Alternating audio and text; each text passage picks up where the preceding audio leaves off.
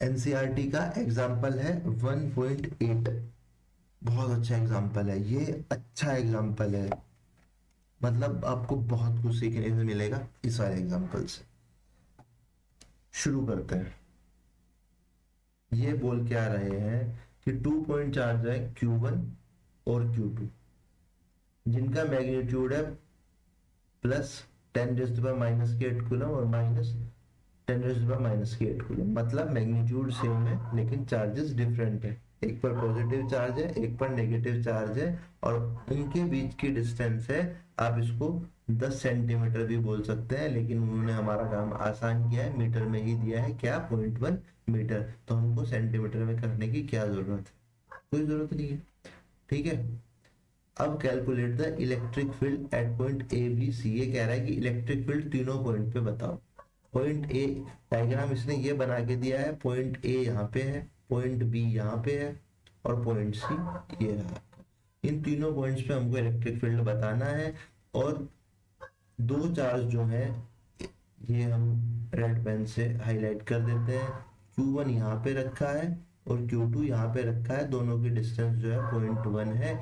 ए को बीच में दिया गया है, ये डायग्राम में दिया गया है, ए को दोनों जो चार्जेस रखे हैं उनके बीच में प्लेस किया गया है कि इस तरफ भी जो डिस्टेंस है ए की Q1 से डिस्टेंस भी 0.05 मीटर है, और ए की Q2 से डिस्टेंस भी 0.05 मीटर है।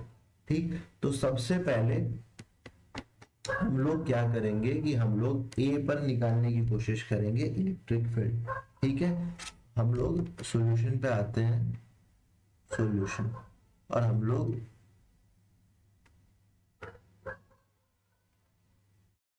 इलेक्ट्रिक फील्ड एट ए पर निकालने की कोशिश कर रहे हैं, ए। ठीक, ए पर जब आप निकालेंगे तो यहाँ पे माइनस चार्ज है, तो जब माइनस चार्ज है तो इसकी डायरेक्शन तो चार्ज की तरफ होगी। भाई ए पे मैं देख रहा हूं कि ये जो Q2 है इसकी डायरेक्शन किस तरफ है, तो Q2 की डायरेक्शन तो चार्ज की तरफ ही होगी। इस बात में कोई परेशानी हो तो मुझे बताओ। Q2 की जो डायरेक्शन है वो तो चार्ज की तरफ ही होगी, और Q1 पर है पॉजिटिव डायरेक्शन, तो ये आउटवर्ड चार्ज होगी। मतलब मैं क्या कहना चाह रहा हूं कि डायरेक्शन इस तरफ तो नहीं होगी ना Q1 की, Q1 की डायरेक्शन भी इस तरफ होगी। क्यों होगी? क्योंकि आउटवर्ड डायरेक्शन में ही मुझे डायरेक्शन बनानी है। अगर मेरे पास पॉजिटिव चार्ज है तो उससे डायरेक्शन बनेगी इस तरफ, और नेगेटिव चार्ज है तो उससे डायरेक्शन बनेगी इस तरफ, यानी कि चार्ज की तरफ। नेगेटिव चार्ज है तो चार्ज में घुसती हुई डायरेक्शन बनी, इनवर्ड डायरेक्शन बनी। पॉजिटिव चार्ज है तो यहाँ से निकलती हुई डायरेक्शन बनी। ठीक है, क्योंकि मैं ए पे निकाल रहा हूँ। अब कुछ लोग सोच रहे होंगे तो यहाँ है, आप इस तरफ ही क्यों बना रहे आउटवर्ड, इस तरफ क्यों नहीं बना रहे? भाई इस तरफ भी बनाऊंगा आउटवर्ड, लेकिन इस तरफ आउटवर्ड तो तब बनाऊंगा ना जब बी पे निकालूंगा इलेक्ट्रिक फील्ड मेरे भाई। तभी तो जब इलेक्ट्रिक फील्ड ए पे निकाल रहा हूं तो आउटवर्ड एक ही डायरेक्शन में बना रहे हो मेरे भाई। ठीक है ना? तो अब मुझे बताओ कि जो डायरेक्शन है अभी आपकी इलेक्ट्रिक फील्ड की, वो तो दोनों सेम डायरेक्शन में है। तो जब इलेक्ट्रिक फील्ड की डायरेक्शन कभी भी सेम डायरेक्शन में आएगी तो आप इलेक्ट्रिक फील्ड जब नेट निकालने जाएंगे तो उन दोनों इलेक्ट्रिक फील्ड को ऐड कर देंगे। और अगर दोनों डायरेक्शन डिफरेंट डिफरेंट डायरेक्शन में होगी इलेक्ट्रिक फील्ड की, तो आप नेट इलेक्ट्रिक फील्ड जब निकालने के लिए, जब आप नेट इलेक्ट्रिक फील्ड निकालने के लिए जाएंगे तो दोनों जो इलेक्ट्रिक फील्ड होंगे उनको माइनस करेंगे।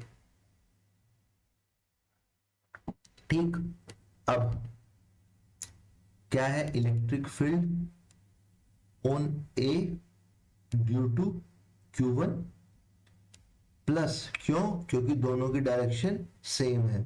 Electric field on A due to Q2। भाई Q2 के कारण भी डायरेक्शन इस तरफ है, Q1 की तरफ भी, तो हमने ऐड कर दिया। अब क्या है इलेक्ट्रिक फील्ड का फॉर्मूला? K, यहां पर Q1 by R square. R square की वैल्यू क्या है? आर की वैल्यू क्या है? 0.05 का स्क्वायर। भाई डिस्टेंस 0.5 क्योंकि ये बीच में, यहां पर ई ए क्यू टू क्या होगा, के वैल्यू क्या है। अब यहाँ पर जो ये Q2 बता रहा है ना चार्ज, जब मैं इलेक्ट्रिक फील्ड निकालूंगा तो उसे साइन के साथ नहीं लिखूंगा, क्योंकि मुझे तो डायरेक्शन ए पे निकाल रहा हूं मैं, तो मुझे पता लगा है कि डायरेक्शन दोनों की एक तरफ है, तो मैं प्लस साइन लगाऊंगा यहाँ पे। कुछ दिमाग में ये मत रखना कि मैं यहाँ पर चार्ज माइनस उसके साथ लाऊंगा, इसका जो सिम वो दिया हुआ है कि प्लस है या माइनस है, नहीं भाई मेरे, ये बताता है कि ये प्लस है या माइनस है तो अट्रैक्शन होगा, एक चीज। और दूसरा बताता है कि इलेक्ट्रिक फील्ड की माइनस क्यू क्यों, क्या बता रहा है कि इलेक्ट्रिक फील्ड की डायरेक्शन किस तरफ होगी। मैंने इस माइनस से पता लगाया कि इलेक्ट्रिक फील्ड की डायरेक्शन ए पे इस Q2 के कारण इस तरफ होगी, और इलेक्ट्रिक फील्ड की डायरेक्शन ए पे इस Q1 के तरफ भी इसी डायरेक्शन में होगी। साइन नहीं लिखना है, क्यों कि मुझे तो यार ऐड ही करना है ना, ऐड ही करना है, क्योंकि दोनों की डायरेक्शन सेम है। के Q2 आर की वैल्यू 0.05 का स्क्वायर, Q1 और Q2 का जो मैग्नीट्यूड है वो इक्वल है, तो क्या मैं 2KQ 0.05 का स्क्वायर लिख सकता हूं। कोई परेशानी हो तो बताओ, क्या मैं ये लिख सकता हूं। अब इसे आप सोल्व कर लो, सॉल्यूशन क्या होगा।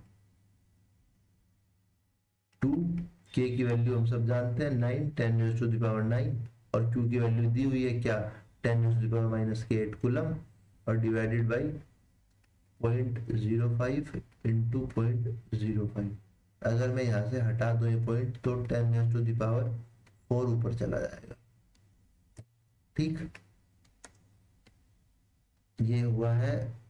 अब ये 10⁻⁴ जो 4 ऊपर चला गया है, अगर चलो मैं नेक्स्ट टाइम में कर देता हूँ, ये हो जाएगा 18, 9 इंटू 2 10⁻⁹, 10⁻⁻8। अब मैं क्या कर रहा हूँ कि इसको 100 लिख दे रहा हूँ, 10⁻² लिख दे रहा हूँ। 100 क्यों लिख रहा हूँ, 5 इंटू 5 25, और 25 4 जा 100, तो 18 4 जा 72, यहाँ से 1 और 3, 10 की पावर क्या आई 3। अब मैं पॉइंट लगाऊंगा क्योंकि मुझे इसी फॉर्मेट में लिखना है, यहाँ पे 10⁻⁴ क्या आएगा, Newton per coulomb direction at ई। अच्छा, कुछ लोग इसमें किसी को कंफ्यूजन हुआ है क्या कि 72 को पॉइंट लगा के 7.2 लिखा तो यहाँ पे क्यों 4 बढ़ा दिया। अच्छा, ये चीज ध्यान रख लो, समझाने के लिए तो ये 5th क्लास की बात है, पर जिसको नहीं पता है, अगर आप कभी भी पॉइंट को अपने लेफ्ट हैंड की तरफ लेके जाएंगे तो हमेशा 10 की पावर जो भी लिखी होगी उसमें +1 लिखें सिंबल के साथ। अगर ऐसा नहीं है कि -3 लिखी है +1 करके -4 कर दो, नहीं, अगर -3 लिखी है तो +1 करोगे तो -2 आएगी, ध्यान रखना। और 3 लिखी है +1 करोगे तो 4 आएगी। अगर आप लेफ्ट हैंड की तरफ पॉइंट को लेके जा रहे हैं तो हमेशा जो भी 10 की पावर है उसमें प्लस कर दीजिए जितने पॉइंट लेके जा रहे हैं, क्योंकि ये 72.0 भी तो हो सकता है। अब मैंने इसको लेफ्ट हैंड की तरफ 1 बढ़ाया और पॉइंट में 3 पे 1 ऐड कर दिया, तो ये हो गया 10⁻⁴। ये ध्यान रख लेना, कुछ लोगों को जिनको समझ में अगर नहीं आया होगा तो भाई ये समझ लेना कि जब भी आप पॉइंट को अपने लेफ्ट हैंड की साइड लेके जाएंगे तो सिंपल 10 की पावर में +1 कर दीजिएगा। ठीक, आपको इलेक्ट्रिक फील्ड एट ए पता लग गया है। ठीक, अब इसको मैं नीचे ले लेता हूँ क्योंकि डायग्राम बहुत जरूरी है, ये बहुत शानदार डायग्राम है। बना भले मैंने अच्छे से नहीं बनाऊं मुझसे, लेकिन डायग्राम बहुत बढ़िया है। आओ भाई साहब नीचे आओ।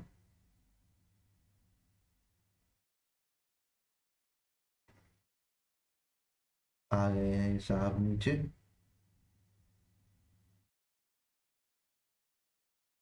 चलिए, अब मुझे निकालना है इलेक्ट्रिक फील्ड बी पर। ठीक है, अब इलेक्ट्रिक फील्ड बी पर, इलेक्ट्रिक फील्ड मुझे बी पर फाइंड आउट करना है। अब जब आप बी पर इलेक्ट्रिक फील्ड फाइंड आउट करोगे तो देखिए, ये जो Q1 है ये तो प्लस है, तो इससे तो डायरेक्शन आउटवर्ड होगी, कोई दिक्कत ही नहीं है। और ये जो Q2 है ये माइनस है, तो इसकी डायरेक्शन तो इस तरफ होगी ना, इस तरफ। ये जो डायरेक्शन है ये डायरेक्शन होगी इसकी, क्योंकि माइनस है। तो अब दोनों की जो डायरेक्शन है वो डिफरेंट है भाई, माइनस की जो डायरेक्शन है वो माइनस की तरफ ही होगी। प्लस की उससे बाहर की तरफ होगी, तो जो रिजल्टेंट इलेक्ट्रिक फील्ड है वो माइनस करने पे आएगा। अब किस में से माइनस करेंगे ये भी समझो। Q1 जो है, ये यहाँ पे जो डिस्टेंस दी हुई है वो दी हुई है 0.05 डायग्राम में, ठीक। Q1 से B पॉइंट है 0.05 मीटर के डिस्टेंस पे, और Q2 से B जो है वो है 0.15, भाई 0.05 यहाँ और 0.1 ये, तो 0.15। तो जो पास में होगा उसका इफेक्ट ज्यादा होगा, भाई जो भी चार्ज पास में होगा उसका इफेक्ट ज्यादा होगा, और जो चार्ज दूर होगा उसका इफेक्ट कम होगा। ये तो बहुत सिंपल सी बात है, इसमें तो कुछ समझने वाली बात है ही नहीं। तो मेरे बी के पास कौन सा चार्ज है, Q1, तो Q1 का इफेक्ट ज्यादा होगा, तो मतलब Q1 में से आप Q2 को माइनस करेंगे। मैं वापस बता रहा हूं हम माइनस क्यों कर रहे हैं, क्योंकि Q1 क्या है, पॉजिटिव चार्ज है, उसकी जो डायरेक्शन है वो आउटवर्ड है, और यहाँ पर Q2 क्या है, नेगेटिव चार्ज है, उसकी डायरेक्शन इनवर्ड इस डायरेक्शन में है। मैं वापस से अगर रेड पेन का यूज करूं तो Q1 की डायरेक्शन इस तरफ और Q2 की डायरेक्शन B पर इस तरफ होगी, ठीक है। तो दोनों का माइनस करने पे आपको रिजल्टेंट इलेक्ट्रिक फील्ड मिलेगा, ठीक है। अब B से जो डिस्टेंस है Q2 की वो है 0.15, कैसे है, क्योंकि ये तो 0.1 है और ये 0.05 है, तो ये है 0.15। अब आप निकाल ले ये इलेक्ट्रिक फील्ड एट B, ठीक। तो अगर आप लिखना चाहें तो आप लिख सकते हैं कि electric field at B due to Q1 और electric field at B due to Q2, यहाँ पे आएगा माइनस का, क्यों, क्योंकि दोनों की डायरेक्शन अलग अलग है। मैं B Q1 EB Q1 ही पहले क्यों ले रहा हूँ और माइनस EB Q2 ही क्यों ले रहा हूँ, क्योंकि Q1 की जो Q1 B के पास रखा है, दोनों का मैग्नीट्यूड सेम है, तो जो पास में है उसका इफेक्ट वहां पे ज्यादा होगा, ठीक है। तो मैं बोल सकता हूं कि क्यू आर स्क्वायर Q1 से कितना है 0.05 का स्क्वायर माइनस के क्यू और आर स्क्वायर। अब यहां से Q2 से कितनी डिस्टेंस है B की 0.15 का स्क्वायर, ठीक। यहाँ पर कोई परेशानी हो तो बताओ। अब मैं यहां से के क्यू को बाहर कॉमन ले रहा हूं, 1/0.05 का स्क्वायर माइनस के 0.15 का स्क्वायर। अब मुझे करना है बस ये मैथमेटिकली सोल्व।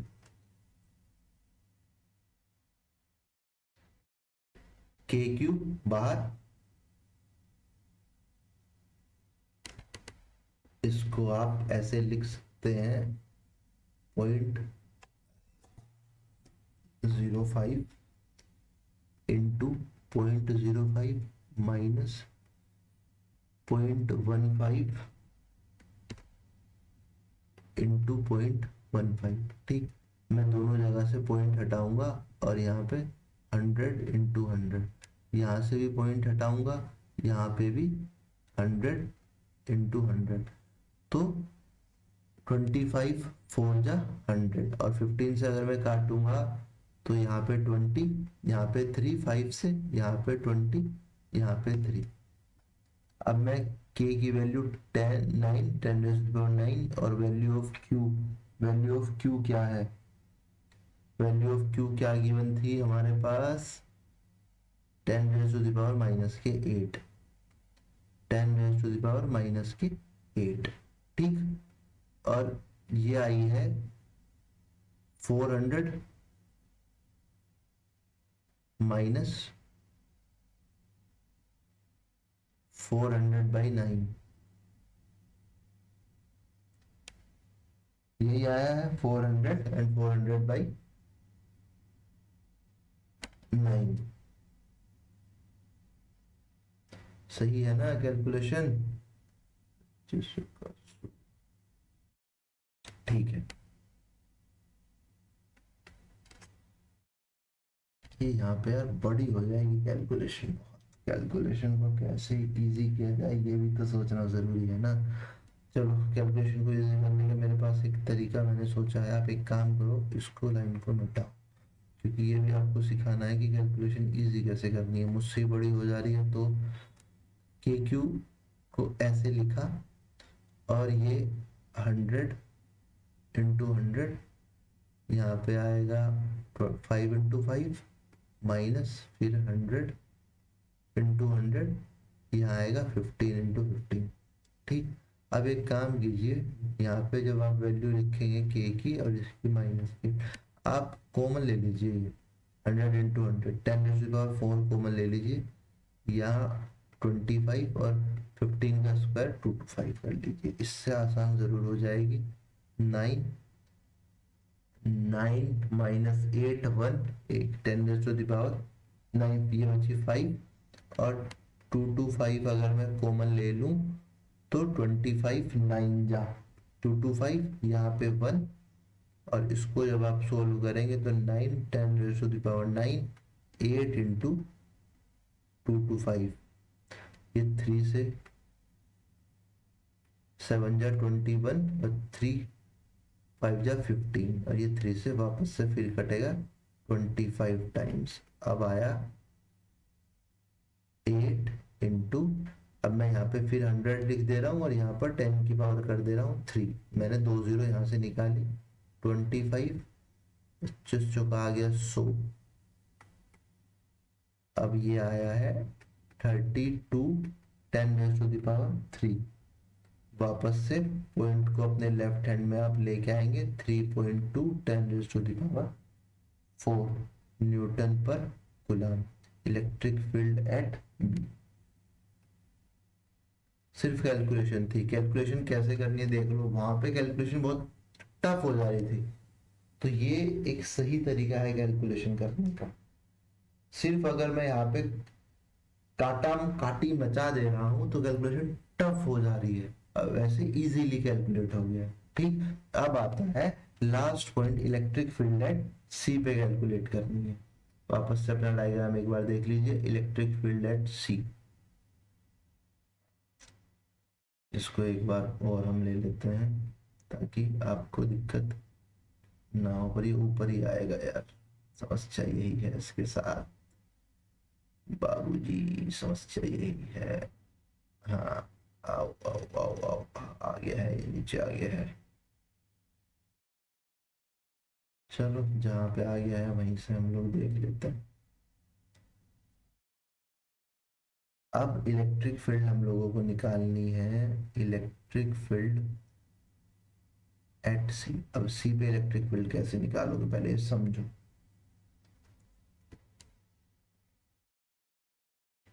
भाई यहाँ पे पॉजिटिव है तो इसके वजह से जो डायरेक्शन होगी वो बाहर चली जाएगी, रेड पेन ले लेता हूँ। Q1 की वजह से सी पे जो डायरेक्शन होगी वो बाहर चली जाएगी और Q2 की वजह से जो सी पे डायरेक्शन होगी वो अंदर की तरफ कुछ इस तरह से आ जाएगी। यहाँ तक तो कोई बात नहीं क्योंकि अंदर ही आनी है। मैं बोल सकता हूँ कि electric field at C due to Q2, electric field at C due to Q1। थोड़ा यार गंदा हो जा रहा है क्योंकि इतना अच्छे अभी मेरे पास इक्विपमेंट्स नहीं है। धीरे धीरे मैं पूरी कोशिश कर रहा हूँ कि आपको अच्छे से बता पाऊँ, पढ़ाने की क्वालिटी अच्छी होगी ये मैं आपको विश्वास दिला सकता हूँ। थोड़ा सा कोऑपरेट कीजिएगा। पॉजिटिव है Q1 तो आउटवर्ड डायरेक्शन में चार्ज, और नेगेटिव है यहाँ पे Q2 तो Q2 की तरफ, तो पैरेललोग्राम लॉ से जो रिजल्टेंट होगा ER वो भी इस डायरेक्शन में।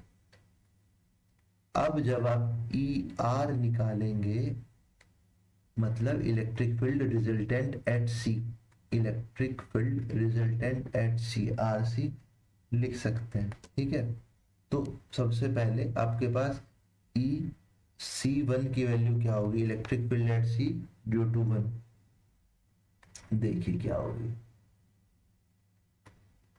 K cube divided by value क्या है 0.1 का स्क्वायर, 0.1 यही है ना बीच की, और E at C due to Q2 वही K क्यूब 0.1 का स्क्वायर। तो दोनों सेम है भाई, दोनों इलेक्ट्रिक फील्ड सेम है, तो मैं इन दोनों को क्या सिर्फ E बोल दूं कैलकुलेशन सिर्फ इजी करने के लिए। तो जब मैं सुपरपोजिशन थ्योरम का यूज करूंगा तो मैं बोल दूंगा ई स्क्वायर टू ई ई। अब कोस की वैल्यू क्या होगी? कोस की वैल्यू होगी यहाँ पे, बताइए क्या, ये एंगल कितना होगा ये आप मुझे बता दीजिए बस, छोड़ो। बताओ कौन बताएगा ये वाला एंगल? किसी को आ रहा है बात समझ में? देखो ये एंगल हम आपको बता देते हैं कि ये एंगल क्या होगा। ये एंगल होगा 120। 120 कैसे होगा सरकार? अगर मैं इस वाली लाइन को ऐसे बढ़ा लूं और इस वाली लाइन को ऐसे बढ़ा लूं, बढ़ गई, ये एंगल है 60, तो इसके सामने वाला एंगल ये होगा 60, तो ये एंगल कितना बचा? 120। भाई ये एंगल है 60, ये सीधी लाइन है, ये क्योंकि ये 60 था तो ये पूरा होना चाहिए था 180, और ये 60 कट गया तो ये कितना बचा? 120। ठीक, तो यहाँ पे कोस की वैल्यू आई 120। जब आप इसको लिखेंगे तो ये आ जाएगा 2e² प्लस 2e² माइनस के 1/2, ये कटेगा और ये आएगा e² का रूट इज इक्वल्स टू। तो इलेक्ट्रिक फील्ड एट सी क्या आया? वही वैल्यू आई जो इलेक्ट्रिक फील्ड ई है। अब ई क्या है? ई तो मुझे पता है क्या होता है, के क्यू बाई आर स्क्वायर। क्या है? 0.1 का स्क्वायर। के की वैल्यू क्या है? 10⁻⁹। क्यू की वैल्यू क्या है? 10⁻⁻8। और यहाँ पे 0.1 इंटू 0.1, ये हटाऊंगा तो ऊपर 10⁻², ऊपर चला जाएगा, ये -1, तो बचा क्या? 9, 10⁻³ न्यूटन पर कूलम्ब आ गई इलेक्ट्रिक फील्ड एट सी। मैं चाहता तो ये वैल्यूज यहाँ पर ई की ये वैल्यू रख के अलग अलग सोल्व करता। क्या करता कि पहले यहीं पे इसको सोल्व करता, के क्यू ये वैल्यू सोल्व करता, फिर जो आती फिर उसको रख के निकालता। तो इतनी बड़ी कैलकुलेशन के बजाय जब मुझे पता है कि E C1 और E C2 सेम है, तो क्यों ना मैं ई रख के पहले कैलकुलेशन को इजी कर लूँ अपने लिए। मैंने ई रख के कैलकुलेशन इजी की, मुझे पता लगा रहे ये तो नेट इलेक्ट्रिक फील्ड ई आ रहा है सी पे, तो सिंपल जो ई की वैल्यू थी वो निकाल दी, 9 × 10⁻³ न्यूटन पर कूलम। क्वेश्चन बहुत इजी था, इस क्वेश्चन में बहुत ज्यादा कुछ है नहीं, लेकिन मैं बताता हूँ बहुत मजेदार क्वेश्चन है। इस तरह के क्वेश्चन से ही आपके कॉन्सेप्ट में क्लियरिटी आती है। ठीक है,